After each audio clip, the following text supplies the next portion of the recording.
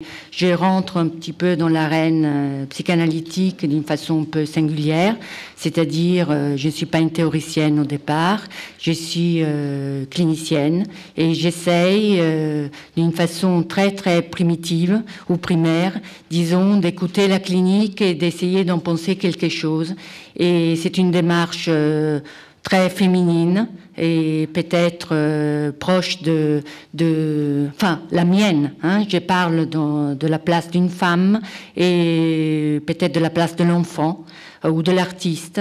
Et donc, je pense que ces séminaires ouverts m'aident beaucoup à essayer de conceptualiser ce que j'avance.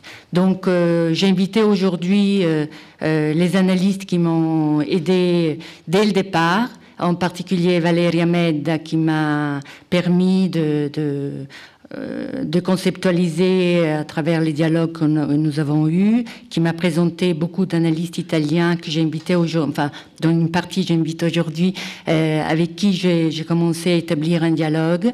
Et j'ai invité, il viendra plus tard, malheureusement, Alain a retardé un peu sa venue pour des raisons personnelles. Et donc, Alain, que je remercie encore pour m'avoir soutenu dès le départ avec sa pensée féconde et très, très artiste. Je tiens le séminaire dans le cadre des deux institutions, la SPF et Insistance. Et Insistance m'a donné la possibilité d'articuler davantage tout ce qui est analytique et artistique. Voilà un peu disons, ce qui me réjouit de cette rencontre aujourd'hui. Et comment se déroule, je vais vous introduire un petit peu le séminaire d'aujourd'hui, là où j'en suis aujourd'hui, et puis chaque intervenant va donner un petit peu un point théorique ou clinique, ou théorico-clinique, de ce qu'il a pu un peu entendre et développer par rapport à la question de l'enclave. Voilà. Donc, avant de commencer mon exposé, je donne la parole au poète. Quand on sonde le fond de son cœur, dans le silence de la nuit, on a honte de l'indigence des images que nous nous sommes formées sur la joie. Je n'étais pas là, la nuit où j'ai été conçu. Il est difficile d'assister au jour qui vous précède. Une image manque dans l'âme. Nous dépendons de la posture qui a eu lieu de façon nécessaire, mais qui ne se révélera jamais à nos yeux. On appelle cette image qui manque l'origine. Nous la cherchons derrière tout ce que nous voyons. Et on appelle ce manque qui traîne dans les jours le destin. Nous le cherchons derrière ce que nous vivons. C'est là que vont se perdre les gestes qu'on refait, sans y prendre garde, les mêmes mots qui défaillent. Je cherche à faire un pas de plus vers la source de l'effroi que les hommes ressentent quand ils songent à ce qu'ils furent avant que leur corps projetât une ombre dans ce monde. Si derrière la fascination, il y a l'image qui manque, derrière l'image qui manque, il y a encore quelque chose, la nuit. Maintenant, je désire m'engloutir dans cette nuit qui, d'entrée de jeu, communique sa couleur à ses pages. Il y a 3 nuits. Avant la naissance, ce fut la nuit. C'est la nuit utérine. Une fois née, au terme de chaque jour, c'est la nuit terrestre. Nous tombons de sommeil au sein d'elle. Comme le trou de la fascination absorbe, l'obscurité astrale engloutit, et nous rêvons en elle. Et si c'est par la nuit qui est en nous, interne, que nous nous parlons, c'est dans la nuit externe, quotidienne, qui semble à nos yeux venir du ciel, que nous nous touchons. Enfin, après la mort, l'âme se décompose dans une 3e sorte de nuit. La nuit qui régnait à l'intérieur du corps se dissout dans un effacement que nous ne pouvons anticiper. Cette nuit n'a plus aucun sens pour s'aborder.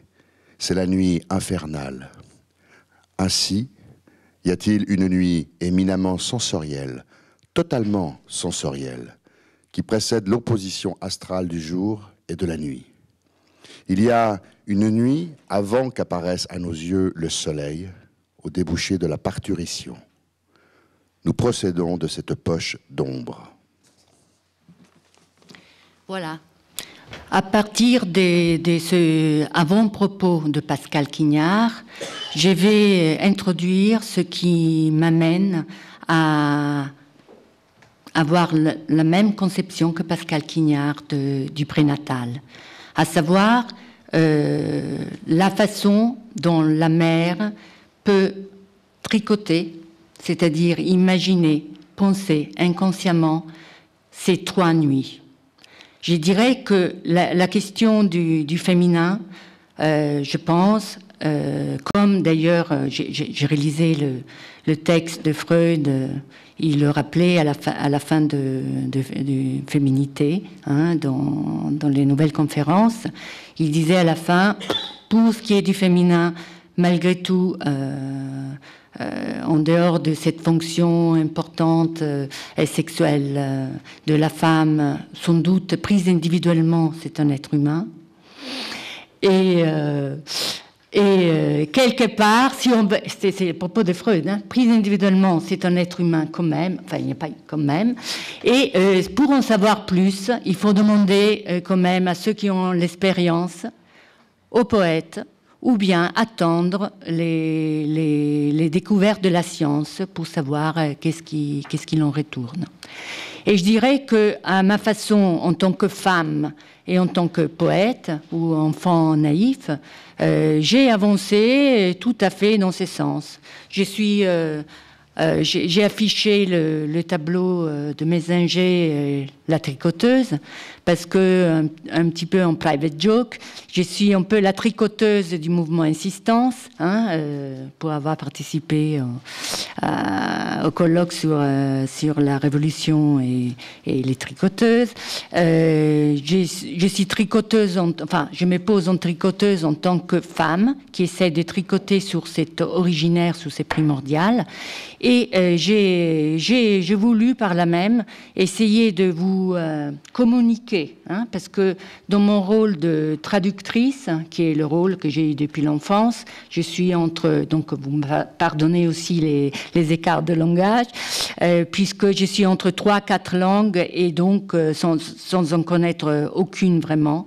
Donc je me balade entre les langues et j'essaye de tricoter quand même parfois des signifiants, enfin, qui malgré moi s'imposent. Et aujourd'hui, ce serait plutôt autour de l'indisible.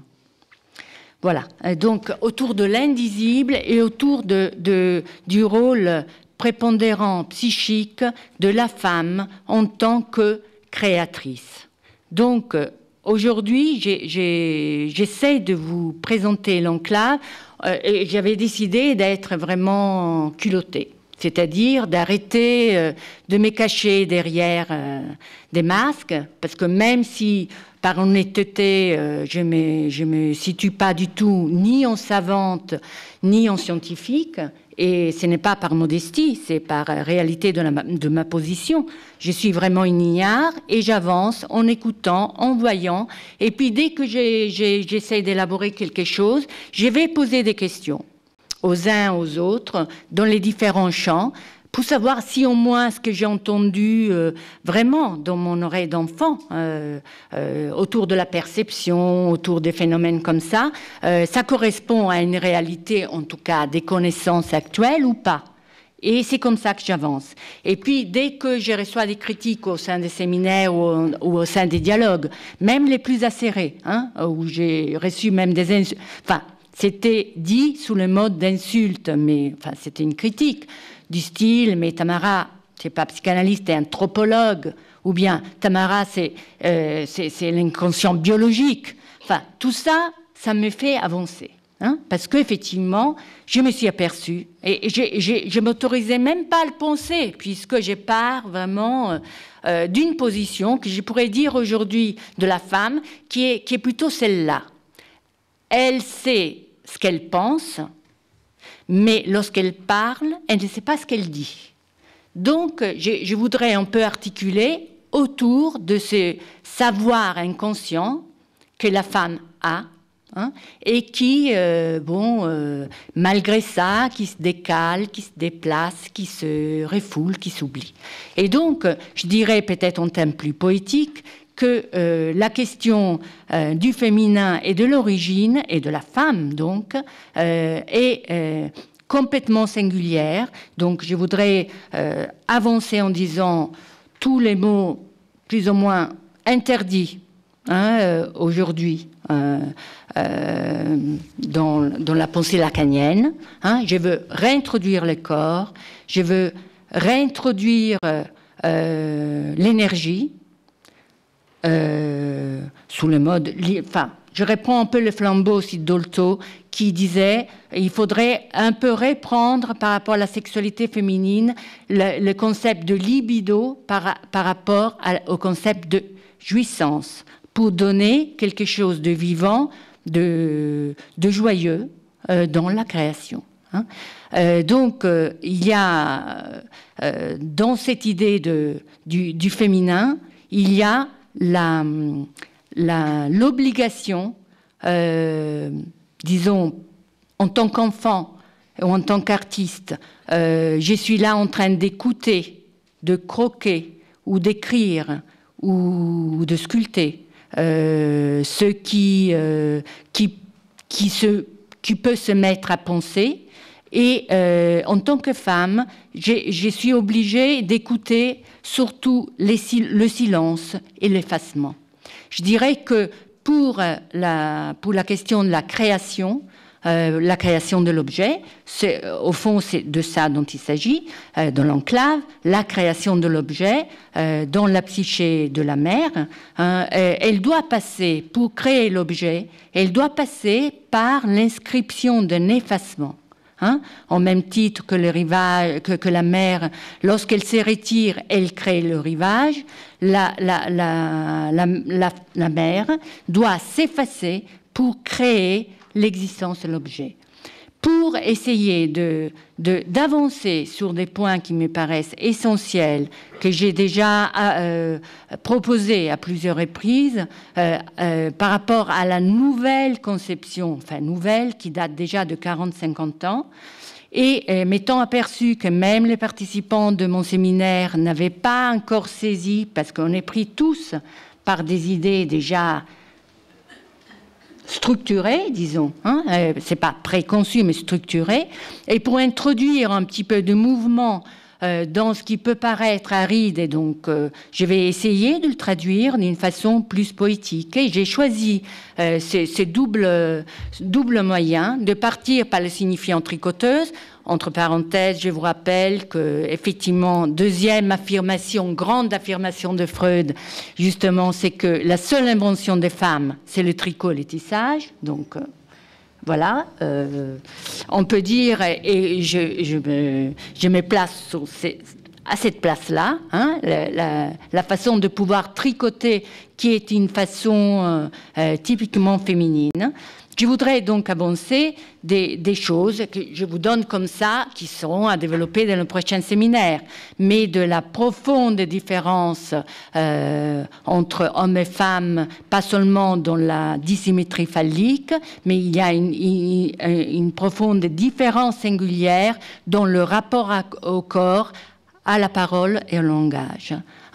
Donc, je ne sais pas, parce que mon défaut, c'est celui de essayer de tout donner, donc je ne pourrais pas élaborer tout ça aujourd'hui, mais j'essaierai, comme d'habitude, par petites touches un petit peu cliniques et théoriques, de vous donner un peu une appréhension de ce que je veux vous transmettre absolument par rapport à une nouvelle façon de considérer la perception, et pas seulement la perception, parce que si on reconsidère la perception, on reconsidère tout le rapport au monde, tout le rapport entre sujet, objet et le corps ou l'environnement. Ce que je veux donc vous dire, et je vous donnerai à fur et à mesure des éclairages cliniques pour vous faire entendre ce que je veux transmettre, c'est que la perception est illusion.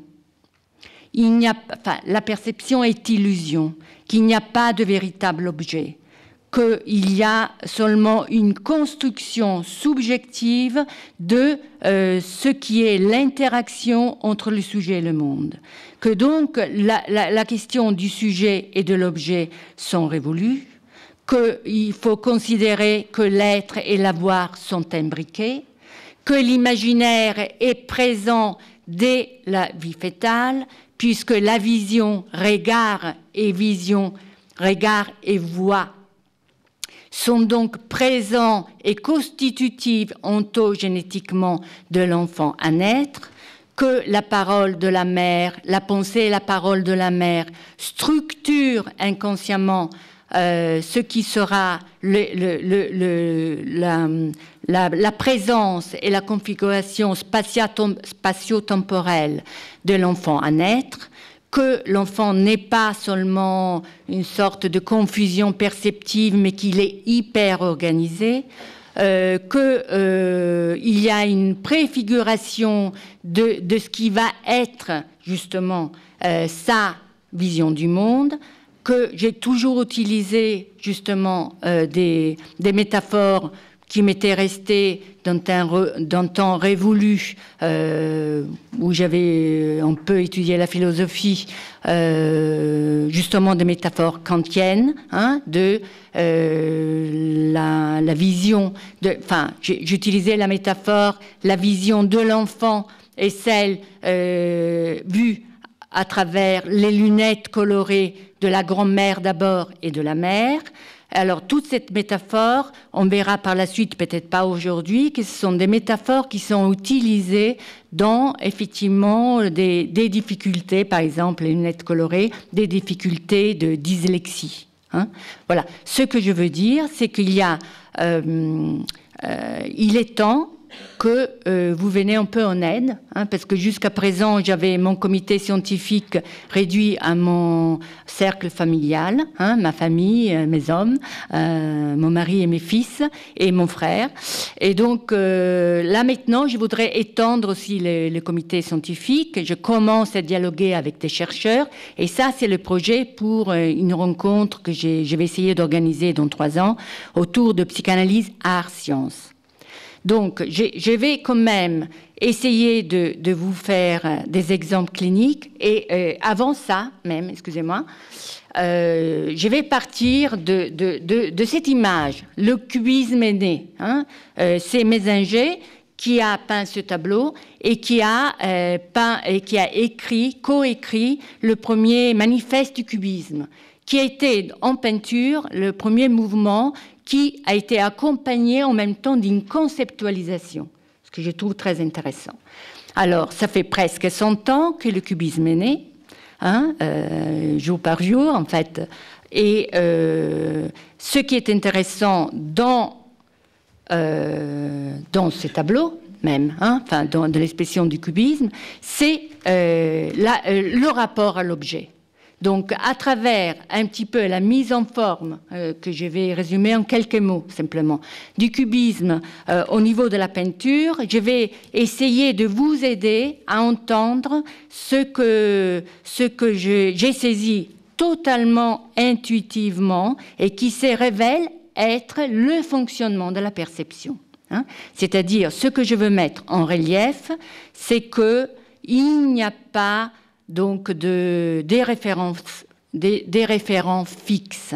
C'est que dans le cubisme, dans le mouvement cubiste, ce qui a été mis en valeur, c'était justement la consistance et la matérialité de l'objet. Hein.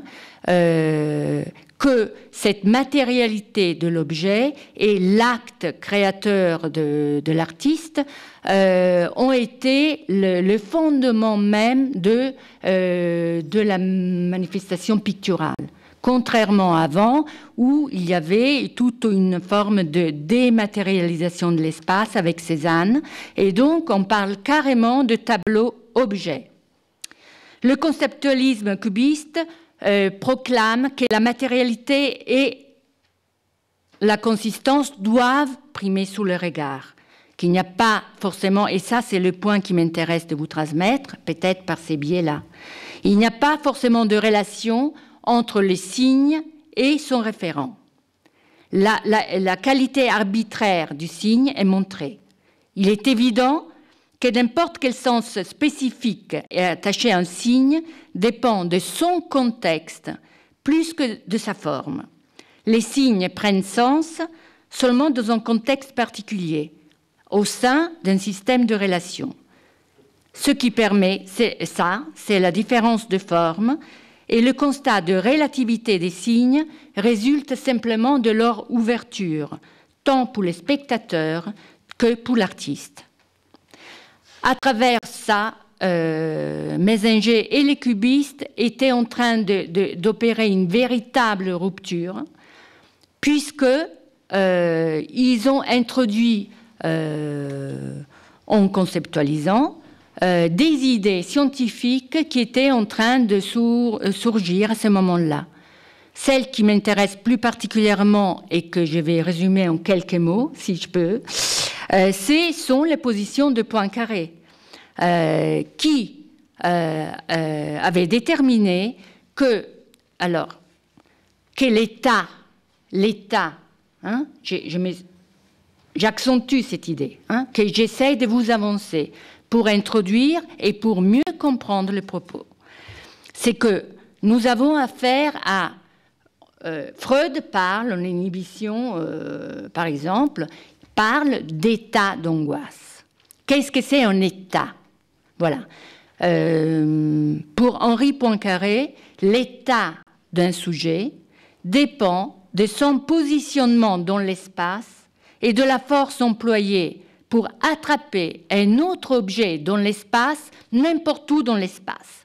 Voilà. Ce que moi, en tant qu'enfant, qui lit des livres, je suis arrivée à comprendre. Donc, essayez quand même de faire ce saut périlleux, d'essayer à comprendre que, effectivement, la perception, selon les données actuelles de la perception, hein, peut-être qu'on découvrira autre chose. Hein. À l'heure actuelle, jusqu'à aujourd'hui, la perception est complètement dépendante de la référence qu'on prend. C'est-à-dire que la perception est complètement illusion et il y a des illusions de perception que pour moi sont liées justement à une configuration de la perception qui s'opère d'une façon ontogénétique, c'est-à-dire durant la grossesse, c'est-à-dire qu'il n'y a pas du tout génétique, c'est ce que j'ai introduit dans l'enclave et dans toute l'élaboration de ce que j'ai appelé le processus de l'arbre renversé. Donc, je résume en 2 mots. Qu'est-ce que j'entends, pour ceux qui ne le savent pas, comme processus de l'arbre renversé? J'ai présupposé, à partir seulement des cas cliniques, qu'il y ait, durant la grossesse, une succession de mémoires dans l'inconscient de la mère. Cette succession de mémoires que nous connaissons tous les jours dans l'exercice de la psychanalyse, c'est l'effet d'après-coup. C'est-à-dire qu'il y a une introduction, enfin une mémoire qu'il y aurait, dans mon hypothèse, une mémoire typiquement féminine qui est transmise donc aux femmes, qui est reliée à l'état de grossesse. Donc, pendant la grossesse, il y a une mémoire qui revient, hein, une mémoire de quoi? De l'expérience vécue. Autre mot tabou pour les lacaniens. Donc, aujourd'hui, j'introduis la notion d'expérience vécue dans une acception, pour laisser passer un petit peu le message, d'une acception qui est très proche à celle de Kant. On va, le schème du sablier ou le schème de l'arbre renversé, hein, est établi, disons, finalement, par un processus qui est proche de celui du schème kantien. c'est-à-dire la capacité de pouvoir, et qui est reliée à ce que je viens de vous dire, ou essayer de vous dire en tout cas, par rapport à Poincaré et par rapport au cubisme, hein, c'est-à-dire relier quelque chose qui est aussi platonicien, si vous voulez, c'est entre Aristote et Platon, si vous préférez. Alors, j'ai traduit en lacanien. Ça, je sais traduire, c'est-à-dire le sujet pense avec l'objet, qui est plutôt du côté Aristote, et en même temps, côté de Platon, le sujet ordonne, préfigure, donc il y a un côté structure, hein, que Lacan a très bien mis en valeur, une côté structure atemporelle, donc différents décrochés des stades, décrochés effectivement atemporels, structure du désir par rapport aux pulsions sexuelles, hein, donc désir relié aux pulsions sexuelles, mais par contre, il y a une donc, configuration qui précède, disons, la naissance, c'est-à-dire qui est déjà prédéterminée, et c'est ça que j'essaie de vous transmettre, que la perception, elle n'est pas du tout comme on pouvait le penser jusque-là. Il n'y a pas de sujet, il n'y a pas d'objet, il n'y a pas de vision qui voit l'objet, interaction, etc. Pas du tout. Essayez de voir ça et d'aider la conceptualisation, puisqu'on doit réintroduire dans la métapsychologie la physique. La physique, comment? C'est-à-dire en reprenant à travers la perception ces points que je vous ai évoqués de Poincaré, c'est qu'il y a toute une organisation de l'espace et du temps en tant que quatrième dimension, c'est-à-dire en termes d'énergie. Donc, ce que j'essaie de faire, et j'arrive peu à peu à le faire, je ne pourrais pas tout faire aujourd'hui, c'est d'introduire tous les éléments que Freud avait introduits et qui sont toujours valables, à mon avis. Toujours valables, c'est-à-dire pulsion d'emprise, c'est-à-dire concept de angoisse archaïque, angoisse toxique, angoisse instinctuelle liée à la pulsion de survie, hein, et tous ces éléments vont faire que je vais introduire la notion de angoisse du réel pour parler de l'angoisse qui est reliée à ces effacements successifs que la mère doit opérer psychiquement pour pouvoir introduire l'objet enfant dans l'espace et dans le temps. Je ne sais pas si j'étais assez claire, mais je répondrai donc les termes du poète et pour signifier un petit peu le processus. Dans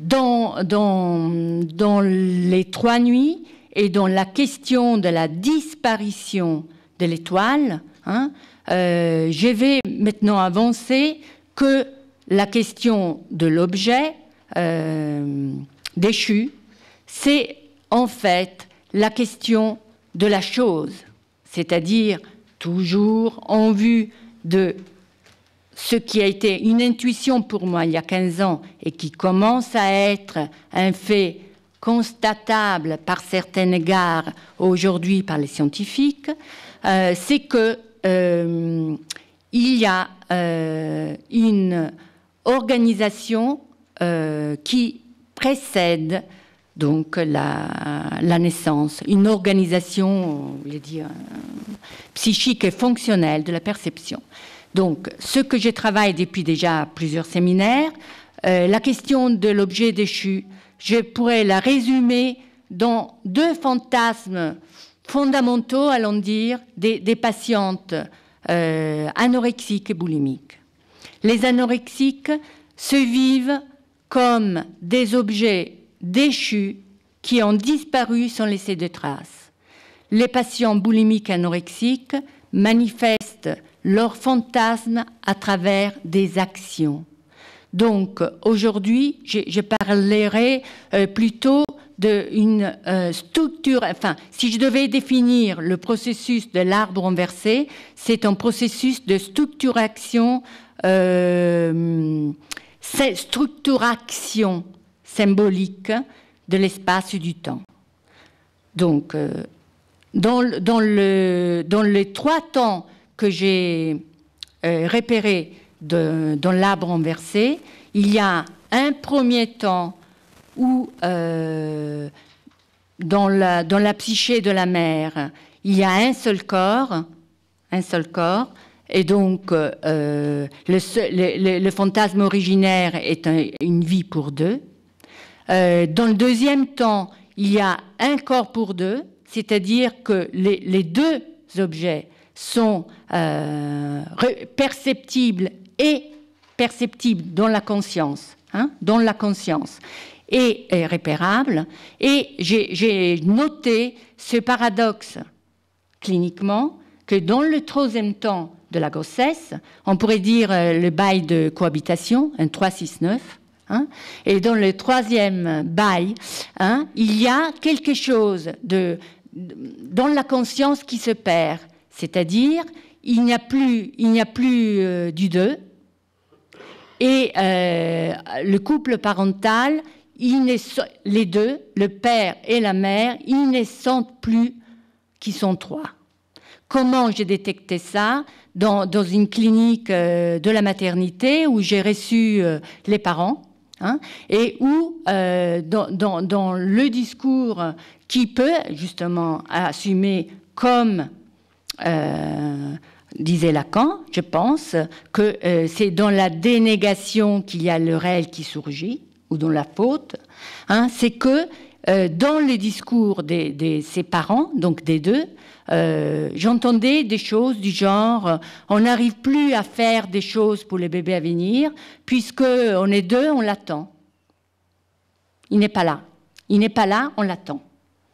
Donc, on fera donc quand il sera né. Quand il sera né, on ira. Mais... Bon, dans ces paroles-là, il n'est pas là, on l'attend. Je voulais fonder aujourd'hui, simplement baliser le terrain, la question de l'attente. Voilà. La question de l'attente. C'est-à-dire que dans les fantasmes des boulimiques, ils s'expriment avec le fantasme je suis oublié dans le ventre de ma mère ou de mon père, dans le ventre des parents, ou je suis morte avant de naître. Et donc celui des anorexiques, j'ai disparu sans laisser de traces. Voilà. Donc, je ne sais pas si j'ai le temps de tricoter davantage, et je vous ai préparé aujourd'hui un bref fragment clinique qui va vous montrer un petit peu la séquence de ces 3 temps que le poète a dénoncés, et ces 3 temps d'effacement et de disparition de l'objet. Parce que je pourrais résumer en disant qu'il y a un objet au départ qui disparaît au 2e trimestre et qui réapparaît, c'est le double originaire qui apparaît, donc l'objet, la chose a disparu, c'est le double originaire qui apparaît, et donc c'est l'objet retrouvé dans la mémoire dont je vous ai parlé. Ce double originaire doit aussi disparaître pour pouvoir créer l'enfant, qui doit être reconnu par la suite. Je pense que c'est un petit peu trop rapide, mais j'avance comme je peux. Donc, je ne peux pas trop me prolonger là-dessus, et je passe au...